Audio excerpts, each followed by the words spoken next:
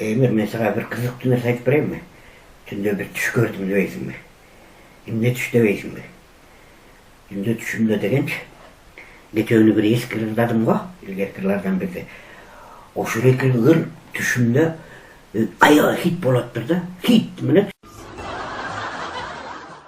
магазинге барсам, магазин ичинде ырдап атат.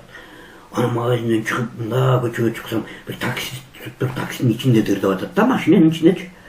Анан жаңа хит болуп атканга, бул кече эле ырдабадым беле деп бери келатсам, жаш балдар телефондо да угуп баратат да ошолордучу. Бул эмне мынча хит болуп атат я? Кече эле ырдабадым, аябай жакшы ыр болгон экен деп сүйүнүп бери келатсам, аны айтасың, эчтеке эмес ал эчтеке эмес.